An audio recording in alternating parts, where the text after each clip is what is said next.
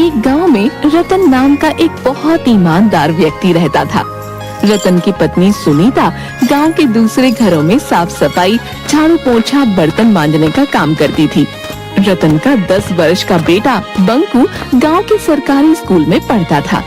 एक शाम की बात है, रतन काम से थका हारा अपने घर पर आया ही था कि तभी उसकी पत्नी सुनीता रतन से बोली, मैं आपका ही इंतजार कर रही थी। क्या हुआ? सब कुछ ठीक तो है? आज तुम्हारा चेहरा क्यों उतरा हुआ है? बात ही कुछ ऐसी है, बंकू को आज प्रिंसिपल ने धमकी दी है कि अगर कल तक स्कूल की फीस जमा नहीं कराई गई तो स्कूल से बंकू को निकाल दिया जाएगा। नाम काट देंगे इसका। ऐसे कैसे काट देंगे? ये स्कूल प्रिंसिपल की कोई जागीर थोड़ी ना है। अरे सरकारी स्कूल है। इस बात को तो मैं भी जानती हूँ, लेकिन आप ही बताओ ना, आपने बंकू की फीस कितने महीने से जमा नहीं की? सुनीता की बात सुनकर रतन उदास होकर गहरी सोच में डूबते हुए बोला, बात तो तुम सही कह रही हो। बंकू की फीस हमने पिछले 6 महीने से जमा नहीं की।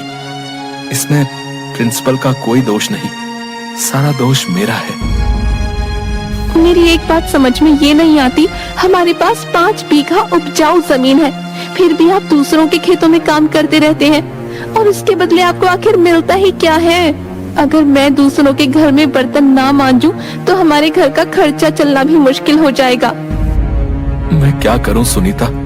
तुम अच्छी तरह से जानती हो कि हमारी 5 बीघा जमीन चतुर सिंह के यहाँ पर गिरवी पड़ी हुई है। पिताजी ने सेठ जी से जो 2 लाख रुपए का कर्जा लिया था वो उसे चुका नहीं पाए और स्वर्ग सिधार गए। और रही बात मेरी, तो तुम तो जानती हो कि मैं मुश्किल से कितना कमा पाता हूँ। मैं आपकी सारी बात समझती हूँ, लेकिन कुछ ना कुछ तो करना ही पड़ेगा ना।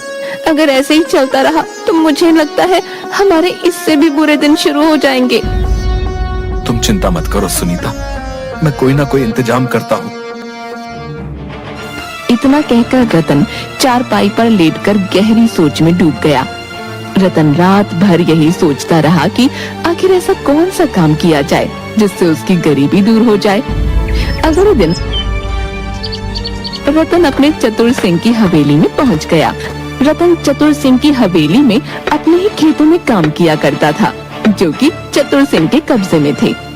रतन को हवेली में देखकर चतुर सिंह बुरी तरह से चौंक गया। क्या बात है रतन, आज तुम खेत में काम पर नहीं गए? सुबह सुबह यहाँ क्यों चले आए भाई? आप तो जानते हैं सेठ जी कि मेरा परिवार गरीबी की किस कगार पर खड़ा है और कल तो हद हो गई। क्यों भाई, कल ऐसा क्या हो गया जो तुम्हारे पैर हमारी हवेली तक आने के लिए मजबूर हो गए?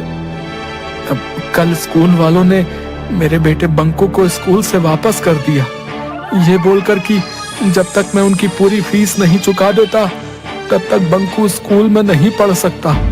और यहाँ तक कि उन्होंने ये तक बोल दिया कि अगर कुछ दिनों के अंदर मैंने उनकी फीस नहीं चुकाई तो वो मेरे बेटे का नाम काट देंगे। तो इसमें हैरानी की क्या बात है? क्या तुम्हें पता नहीं कि गरीबों को अपने बच्चों को पढ़ाने का कोई अधिकार नहीं? अरे भाई, अपने बेटे से कहो कि तुम्हारे साथ मिलकर वो तुम्हारे काम में हाथ बटाए। अरे तुम ही सोचो, स्कूल में पढ़ाई करके उसे आखिर क्या मिलेगा? वैसे भी पढ़ लिख कर किसी की नौकरी तो लगती नहीं है। तुम्हारे साथ कुछ काम करेगा तो तुम्हें कुछ ना कुछ कमा कर ही देगा। ये कैसी बातें कर रहे हैं सेठ जी? आप चाहते हैं कि मैं अपने बच्चे की पढ़ाई छुड़वा दूं और उसे अपनी ही तरह अनपढ़ रहने दूं? अनपढ़ होना बुरी बात नहीं है रतन, गरीब होना बुरी बात है। अब तुम ही देखो, इस देश में न जाने कितने ऐसे नेता बनते हैं जिन्होंने कभी स्कूल की शक्ल तक नहीं देखी होती। इस देश में नेता किस प्रकार से बनते हैं और वो क्या करते हैं, मुझे इस बात से कोई लेना देना नहीं। मैं किसी भी कीमत पर अपने बेटे की शिक्षा नहीं छुड़वा सकता, क्योंकि शिक्षा ही हमारे आने वाले कल को सुधारता है। मुझे कोई शौक नहीं है ये बताने का कि तुम्हें क्या करना है। अब वो सब छोड़ो, ये बताओ कि तुम यहाँ पर क्यों आए हो? सेठ जी, मेरे खेत आपके यहाँ पर बरसों से गिरवी रखे हैं। मुझे अपने खेत होते हुए भी अपने ही खेतों में नौकरी करनी पड़ रही है, और उसके बदले आप मुझे देते क्या हैं? मेरे खेत में जितने भी नौकर काम करते हैं उससे अधिक ही तुम्हें देता हूँ। अब तुम क्या चाहते हो? मैं आपसे ज्यादा कुछ नहीं चाहता सेठ जी। मैं बस ये चाहता हूँ कि मेरी पगार थोड़ी सी बढ़ा दी जाए, और उस पगार में से थोड़े से पैसे मुझे अभी दे दिए जाए, ताकि मैं बंकू की स्कूल की फीस जमा करा सकूं। रतन की बात सुनकर चतुर सिंह जोर जोर से हंसते हुए बोला, लगता है तुम्हारा दिमाग खराब हो गया रतन, हैं? तुम शायद भूल गए हो कि तुम्हारे पिताजी ने मुझसे 2 लाख का कर्जा लिया था। 2 लाख का। जी मुझे अच्छी तरह से याद है सेठ जी, और उस कर्ज को चुकाते चुकाते मुझे 20 बरस से अधिक हो गए हैं। मैं 15 साल का था जब से मैं अपने ही खेतों में दिन रात कोल्हू के बैल की तरह जुता रहता हूँ, लेकिन ना के बराबर आपसे पगार लेता हूँ। उसके बावजूद भी आपके 2 लाख रुपए खत्म होने का नाम ही नहीं ले रहे। तुम जितना काम करते हो उतना तुम ले जाते हो, और रहा सवाल तुम्हारे खेत का, तो तुम्हारे पिताजी ने 2 लाख रुपए मुझसे उधार लिए थे, जो ब्याज मिलाकर आज की तारीख में कम से कम 10 लाख रुपए होते हैं। 10 लाख रुपए मुझे दे दो और अपने खेत वापस ले लो। उसके बाद अपनी मर्जी के मुताबिक अपने खेत में हल चलाना और फसल बोना। मैं तुमसे कोई सवाल नहीं करने वाला। तो क्या आप मेरी पगार नहीं बढ़ाएंगे सेठ जी? मैं बहुत मजबूरी में आपके पास आया हूँ। जिससे तुम मजबूरी कहते हो, हमारी भाषा में उसे बगावत कहते हैं, बगावत। और मैं बागियों की बात नहीं मानता, और ना ही उन्हें काम पर रखता हूं। अब सुनो तुम, अब से तुम्हें काम पर आने की कोई भी जरूरत नहीं है। जाओ जाओ जाओ जाओ, अब तुम जा सकते हो यहां से, जाओ। रतन मुंह लटकाकर घर चला आया, जहां पर उसका पड़ोसी बिरजू पहले से ही उसका इंतजार कर रहा था। बिरजू भी चतुर सिंह की हवेली में ही काम किया करता था। रतन को उदास देखकर बिरजू मुस्कुराता हुआ बोला, मैं जानता था कि चतुर सिंह तुम्हारी पगार नहीं बढ़ाएगा और तुम्हें काम से भी निकाल देगा। तुम्हारे चेहरे की मायूसी बता रही है कि तुम्हारे साथ कुछ ऐसा ही हुआ है। तुमने बिल्कुल सही कहा बिरजू। मैंने चतुर सिंह के यहाँ पर 20 साल लगातार कितनी मेहनत और ईमानदारी से काम किया। आज जब मैंने अपनी पगार में कुछ रुपए बढ़ाने की बात की, तो उसने मुझे काम से ही निकाल दिया। और तो और, जो मेरे पिताजी ने 2 लाख रुपए जो कर्ज लिए थे, वो अब 10 लाख रुपए में परिवर्तित हो गए। बताओ। अरे मैंने तुमसे पहले भी कहा था और अब भी कह रहा हूँ कि मैं जानता हूँ कि चतुर सिंह अपनी तिजोरी कहाँ रखता है, और तो और मैं ये भी जानता हूँ कि उस तिजोरी की चाबी कहाँ है। लेकिन तुम मेरा साथ देने के लिए कभी तैयार ही नहीं होते यार। मेरा जवाब तुम्हारे लिए कल भी ना था और आज भी ना है। मैं चोर नहीं हूँ। अरे राजा हरिश्चंद्र बनकर तुम्हें आखिर मिलेगा क्या है? तुम खुद ही देखो, उस सेठ ने तुम्हारी पगार बढ़ाने से मना कर दिया, और तो और तुम्हें काम से भी निकाल दिया। उसके बाद भी तुम ऐसी बातें कर रहे हो, है बे? हाँ, अगर उसने मुझे काम से बाहर निकाल दिया तो ये उसका स्वभाव है भाई। मैं उसके स्वभाव की वजह से चोर नहीं बन सकता। मुझे अपनी ईमानदारी पर पूरा भरोसा है। एक ना एक दिन मेरे दिन जरूर बदलेंगे भाई। रतन की बात सुनकर बिरजू क्रोधित होते हुए रतन की ओर देखकर बोला, हाँ जरूर बदलेंगे रतन, जरूर बदलेंगे, लेकिन सिर्फ सपनों में। इतना कहकर बिरजू वहाँ से चला गया। बिरजू के जाते ही रतन की पत्नी सुनीता रतन से बोली, पहले तो मुझे बिरजू के ऊपर बहुत क्रोध आता था, लेकिन जिस तरह से आज उस सेठ ने तुम्हें काम से निकाल दिया, अब तो मुझे बिरजू की बात सही लग रही है। तुम्हें बिरजू का साथ देना चाहिए। ये तुम कैसी बातें कर रही हो सुनीता? तुम जानती हो, ये बिरजू मुझे चतुर सिंह के घर पर चोरी करने को बोल रहा है। क्या मैं तुम्हें चोर दिखता हूँ? चतुर सिंह एक नंबर का पापी है। पापियों के घर पर चोरी करने में क्या शर्माना। तुम्हारे हाथ में कुछ पैसे आ जाएंगे तो हमारे दिन वक्त अच्छे हो जाएंगे। ईश्वर पर भरोसा रखो सुनीता, और याद रखना मैं चोरी नहीं करूंगा। हाँ। रतन की बात सुनकर रतन की पत्नी सुनीता चुप हो गई। कुछ दिन के बाद रतन के बुरे दिन शुरू हो गए। रतन ने पूरे गांव में हर किसी से काम मांगा, मगर उसे काम नहीं मिला। कुछ ही दिनों के बाद उसके घर पर राशन पानी सब कुछ खत्म हो गया। रतन और उसके परिवार की भूखे मरने की नौबत आ गई। एक दिन रतन की पत्नी सुनीता रतन को 3 रुपये देती हुई बोली, ये लीजिए, मेरे पास सिर्फ यही 3 रुपए बचे हैं। 3 रुपए में भला क्या आ जाएगा सुनीता? आपके सेठ की वजह से मुझे भी मेरे मालिक ने काम से निकाल दिया। ये 3 रुपए ही बचे हैं मेरे पास। आपके पास तो आपकी ईमानदारी के अलावा कुछ है ही नहीं। जाइए और शाम के समय खाली हाथ मत आइएगा। रतन उदास होकर अपने घर से चल दिया और एक पेड़ के नीचे बैठकर अपनी गरीबी के बारे में सोचते हुए फूट फूट कर रोने लगा। तभी एक बुजुर्ग व्यक्ति हाथों में लाठी थामे रतन के पास आकर बोले, कौन हो तुम और क्यों रो रहे हो? मैं बहुत परेशान हूँ बाबा। अभी मेरा बातचीत करने का बिल्कुल भी मन नहीं है। अरे, बातचीत करने से मन हल्का हो जाता है बेटा। मुझे अपनी समस्या बताओ, हो सकता है कि मैं तुम्हारी कुछ मदद कर सकूं। रतन रोते हुए अपने घर के सारे हालात उस बुजुर्ग व्यक्ति को बताने लगा। तुम्हारी समस्या का एक हल है मेरे पास। मैं एक ऐसे बाजार के बारे में जानता हूँ जो चोर बाजार के नाम से प्रसिद्ध है, जहाँ पर एक से एक महंगी वस्तु बहुत सस्ते दामों में मिलती है। तुम्हारे 3 रुपए से तुम बहुत कुछ ला सकते हो। लेकिन बाबा, मैं चोरी के सख्त खिलाफ हूँ और आप मुझे चोर बाजार जाने की बोल रहे हैं। बेटा, उसका नाम चोर बाजार है, लेकिन वहां पर चोरी की वस्तुएं नहीं मिलती।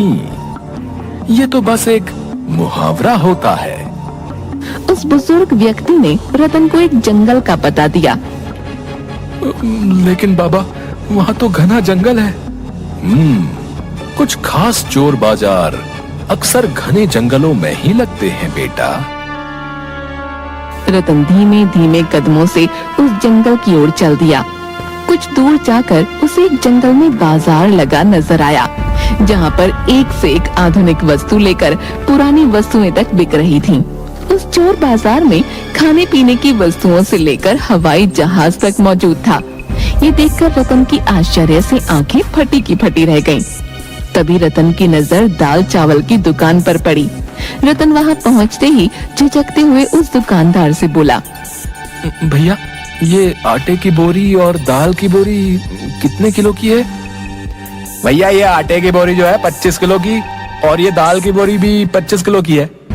मेरे पास तो केवल 3 रुपए हैं, लेकिन पापा ने कहा था कि यहाँ पर बहुत सस्ती वस्तुएं मिलती हैं। रतन को सोचते देख वो दुकानदार रतन से बोला, क्या हो गया भैया, किस सोच में पड़ गए? ये आटे और दाल की बोरी मुझे कितने में मिल जाएगी? अरे भैया, केवल 1 रुपए में। ये सुनकर रतन बुरी तरह से दंग रह गया। कहीं आप मजाक तो नहीं कर रहे? अरे भैया, मुझे लग रहा है कि आप यहाँ पर नए हो। रतन ने उसे 1 रुपया दे दिया और बोरी घर पर उठाकर ले आया। अरे, आपके पास तो कल 3 रुपये थे, क्या आप किसी से पैसे उधार लेकर आए हो क्या? पागल हो गई हो क्या? मुझ जैसे गरीबों को कौन भला पैसे उधार देगा? इतना बोलकर रतन ने सारी बात अपनी पत्नी सुनीता को बता दी। अगर ऐसी बात है तो फिर से आप उस चोर बाजार से वस्तुएं लाकर कोई व्यापार क्यों नहीं शुरू करते? लेकिन अब मेरे पास केवल 1 रुपया ही बचा है। कोई बात नहीं, आपने कहा कि उस बाजार में 1 रुपए में कोई भी महंगी वस्तु मिल जाती है।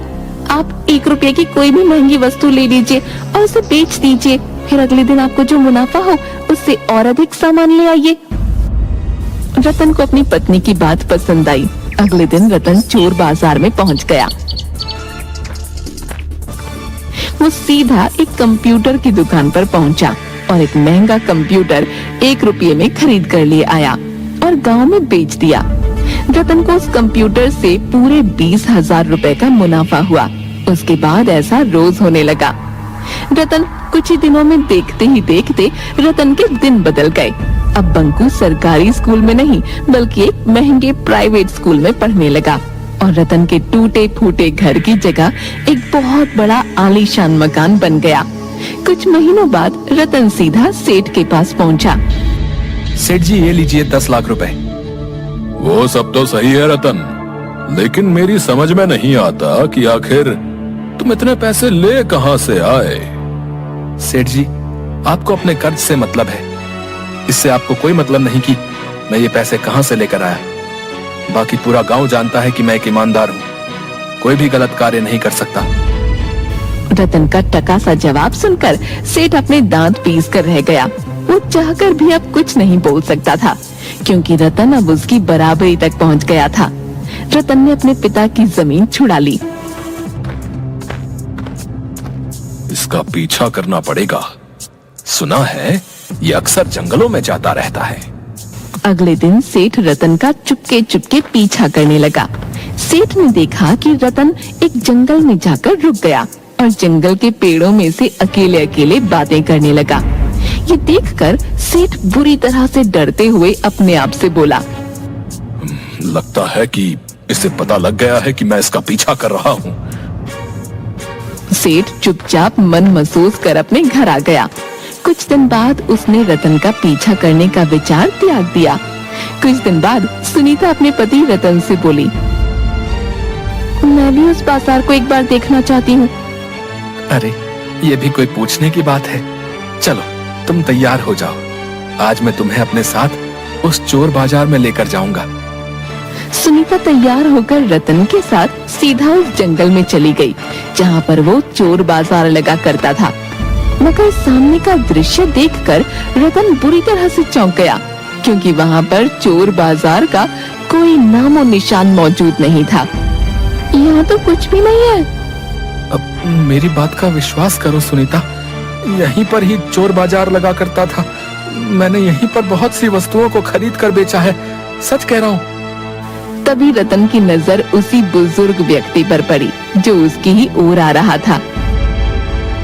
अरे बाबा, आप तो वही हैं जिसने मुझे इस चोर बाजार का पता बताया था। वो चोर बाजार कहाँ गया? वो एक बहुत ही खास चोर बाजार था बेटा। अब तुम धनवान हो चुके हो, अब तुम्हें उस चोर बाजार की कोई आवश्यकता नहीं। अब वो चोर बाजार यहाँ से हटकर कहीं और लग चुका है, क्योंकि वो चोर बाजार कभी भी एक जगह नहीं टिकता। इतना कहकर वो बुजुर्ग वहाँ से चला गया। सुनीता अपने पति की ओर देखकर बोली, लगता है आप अभी भी नहीं समझे। वो चोर बाजार असल में एक मायावी चोर बाजार था। ईश्वर ने आपकी ईमानदारी से प्रसन्न होकर शायद आपके ऊपर ये उपकार किया है। अब मुझे आपकी ईमानदारी पर गर्व हो रहा है। शायद तुम सही कहती हो। रतन अपनी पत्नी के साथ घर पर चला गया। वो आज भी सोचता है कि आखिर आज वो चोर बाजार कहाँ पर लगा होगा।